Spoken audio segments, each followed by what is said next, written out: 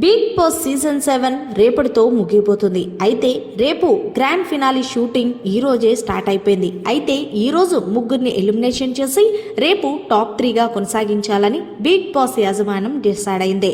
ఇక టాప్ 6 గా ఉన్న కంటెస్టెంట్స్ లో టాప్ 6 గా ఎలిమినేషన్ అయ్యి బయటకు వచ్చేసింది ప్రియాంక. ఇక ఎలిమినేట్ అయిన ప్రతి కంటెస్టెంట్ కూడా బిగ్ బాస్ బజ్ లో పాల్గొంటారన్న సంగతి తెలిసిందే. అయితే ప్రియాంక బిగ్ బాస్ బజ్ లో పాల్గొని సంచలనమైన వ్యాఖ్యలు చేసినట్టు తెలిసిందే.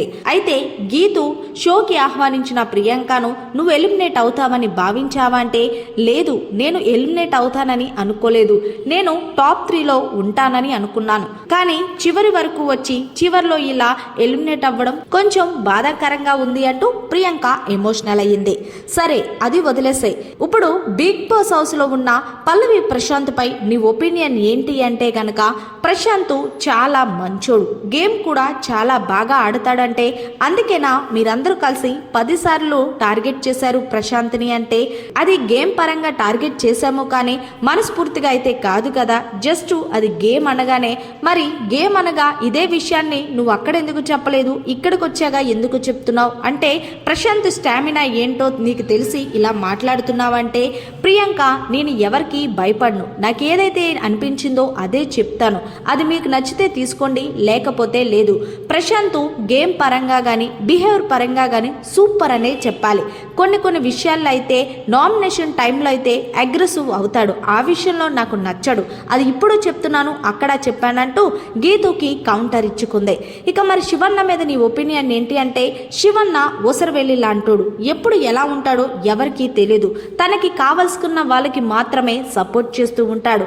అంతేకాదు ఏ రోజు ఏదైతే నా మీద శోభ మీద స్టేట్మెంట్స్ పాస్ చేశాడు అది కూడా కరెక్ట్ కాదంటూ గట్టిగా ఇచ్చుకుంది ప్రియాంక శివాజీ అన్నకి.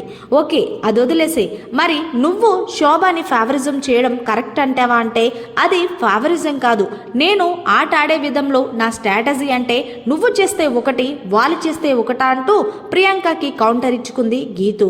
మరి నీ బెస్ట్ ఫ్రెండ్ అయిన అమర్పై నీ ఒపీనియన్ ఏంటి అంటే వాడు సూపర్ అనే చెప్పాలి, గేమ్ పరంగా వాడెప్పుడు ఆల్వేస్, కానీ హౌస్లోకి వచ్చాక కొంచెం కంగారు పడ్డాడు. జనాలందరూ ఎలా ఉంటారనేది తెలియక వాడు కొన్ని సార్లు తప్పులు చేశాడంటే ఏంటి చెప్పినా సరే 10 సార్లు ఫౌల్ గేమ్ ఆడటమా అంటే అది వాడి స్ట్రాటజీ, నువ్వు వాడిని అడగాలి నన్ను కాదంటూ ప్రియాంక చెప్పుకొచ్చింది. సరే మరి మొత్తంగా ఈ సీజన్ విన్నర్ ఎవరవుతారనుకుంటున్నావు ప్రియాంక అంటే ఎప్పుడూ కూడా నా ఫ్రెండ్ అమర్ అవ్వాలని అనుకుంటున్నాను, ఒకవేళ జనాలు ఎవరిని ఇష్టపడితే వాళ్ళే విన్నర్గా చేస్తారు, కానీ రైతు బిడ్డ విన్నర్ అవుతాడని అడిగితే ఏమో చెప్పలేము, నాకైతే అమర్ విన్నర్ అవుతాడంటే మరి నువ్వు స్టేజ్ మీద ప్రశాంతే విన్నర్ అవుతాడని చెప్పి మరి ఇక్కడ ఎందుకు ఇలా మాట్లాడుతున్నావు అంటే ప్రియాంక ఏమీ మాట్లాడలేకపోయింది.